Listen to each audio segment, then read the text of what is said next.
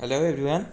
तो भाई हमारा सीबीएसई का ये नोटिफिकेशन आया हुआ है, आप लोगों ने मोस्टली ने ऑलरेडी देख भी लिया होगा। बट इससे रिलेटेड बच्चों के कुछ डाउट्स हैं कि भाई आप लोगों की अब परसेंटेज फाइनली कैसे कैलकुलेट होनी है, वो मैं तो क्लियर करूंगा ही ऑब्वियसली। बट इस वीडियो में मैं एक बहुत इंपॉर्टेंट चीज़ है जो हर कोई मिस कर रहा है उसको भी यहाँ पे हाईलाइट करना चाहता हूँ, क्योंकि मुझे लग रहा है बहुत ज़्यादा बच्चे इस पॉइंट को मिस कर रहे हैं जो जानना ज़रूरी है हर आप लोगों के फाइनल रिजल्ट के लिए और फाइनल जो भी चीज़ होनी है आपके फ्यूचर के लिए उसके लिए। देखो, सबसे पहले तो जैसे आप लोगों को पता है भाई, सीबीएसई ने आपके 10th 12th के बचे हुए एग्जाम कैंसिल कर दिए हैं। अब सीबीएसई ने क्या कहा है कि आप लोगों को यहां पे इन्होंने फॉर्मूला दिया है कि आपके बचे हुए एग्जाम्स चाहे वो कितने भी हों, बीएससी तो कॉमर्स वालों का रह ही रहा है, उसके अलावा जो भी एग्जाम रह रहे हैं उनके मार्क्स कैसे लगेंगे। ठीक है, इस फॉर्मूला को बहुत सिंपल वे में समझ लेते हैं। बहुत सिंपल सा फॉर्मूला है। यहां पे तीन है, आपके तीन एग्जाम जो हैं वो आपका मेजर नंबर है। मतलब क्या मतलब है इसका कहने का, मैं बताता हूं। देखो, अगर आपने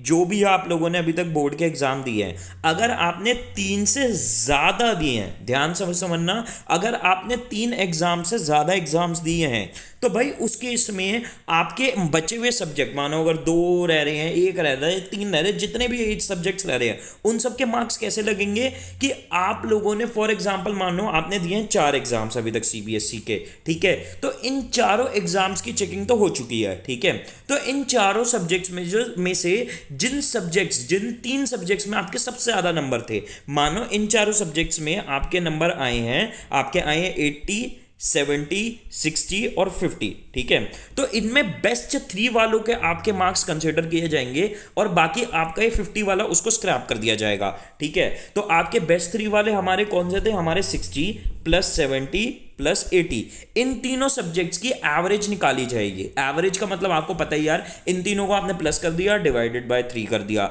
ठीक है, जो भी आपका नंबर आएगा वो आपके मार्क्स माने जाएंगे बचे हुए जितने भी एग्जाम्स हैं आपके उन सब में। ठीक है, तो भाई ये उन बच्चों के लिए तो बहुत बढ़िया है जिनके पुराने एग्जाम्स बढ़िया गए हैं, पर जिनके नहीं गए हैं उसका भी उन्होंने सीबीएसई ने सोल्यूशन दिया, जिसको अभी मैं थोड़ी देर में बताऊंगा। ठीक है, बट अगर आप मानो वो बच्चे हो जिसने तीन ही एग्जाम दिए, टोटल टोटल तीन एग्जाम्स दिए अभी तक सीबीएसई के, तो उस केस में क्या होगा, उस केस में ये होगा कि आपके बेस्ट टू सब्जेक्ट, ठीक है, मानो आपने तीन सब्जेक्ट दिए, आपके 70, 80 और 90 आए हैं, तो आपके 80 और 90 की एवरेज निकाली जाएगी, यानी 85 मार्क्स, और आपके बचे हुए सारे सब्जेक्ट्स में माने जाएंगे आपके 85 मार्क्स कोड है। और कुछ बच्चे जैसे नॉर्थ ईस्ट दिल्ली के बच्चे हैं जिन्होंने तीन से कम सब्जेक्ट्स के लिए जो अपीयर करे हैं, उन बच्चों के लिए क्या होगा, उन बच्चों के लिए भाई आप लोगों के बचे हुए एग्जाम्स में आपके प्रैक्टिकल्स के बेसिस पे नंबर लगाए जाएंगे। कैसे लगाए जाएंगे, क्या लगाए जाएंगे, अभी इस पे क्लैरिटी नहीं है। ठीक है, तो ये तो हमारा एग्जाम में नंबर निकालने का तरीका है।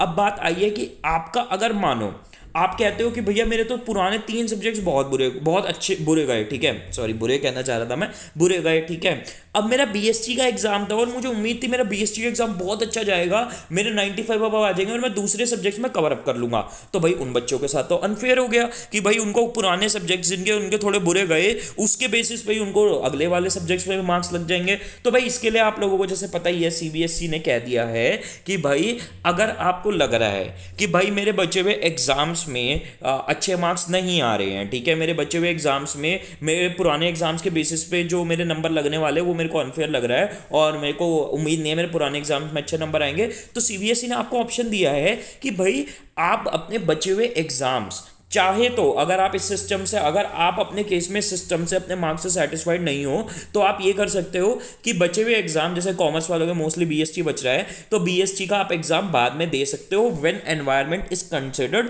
कंड्यूसिव। अब ये उन्होंने शब्द लगा दिया और ये शब्द ओपन शब्द है बहुत ज्यादा, इसकी कोई इंटरप्रिटेशन नहीं है। ठीक है, इसका मतलब सिंपल यही है कि आप लोगों के बचे हुए एग्जाम तब कराए जाएंगे जब ये कोरोना की सिचुएशन खत्म हो जाएगी या इंप्रूव हो जाएगी, एटलीस्ट मैनेजेबल हो जाएगी और वो एग्जाम्स कराने लायक हो जाएंगे। ठीक है, अब ये चीज कब तक होगी इस पे हम कुछ नहीं कह सकते, ये जुलाई में होगा, ये अगस्त में होगा, ये सितंबर में होगा, ये कितना भी खिंच सकता है हमें, क्योंकि कोरोना की सिचुएशन का कोई आइडिया नहीं है और बच्चों की हेल्थ के साथ रिस्क लेके वो एग्जाम्स नहीं कराएंगे। ठीक है, तो आपको ये ऑप्शन दिया है, पर अब इसमें सबसे मेन चीज जो है, जो मैं आपको इस वीडियो के स्टार्ट में कह रहा था, जो बच्चों ने हाईलाइट देख के नहीं पढ़ा है, आपको नहीं बताया गया है, आपको ये चीज याद रखनी है। यहां पे लिखा हुआ है, however the marks obtained by candidate in these optional exams will be treated as final for those who have opted to take this examination. ठीक है, अगर आपने ऑप्ट किया है कि भाई मेरे बचे हुए एग्जाम्स के लिए, बीएसटी के लिए फॉर एग्जांपल,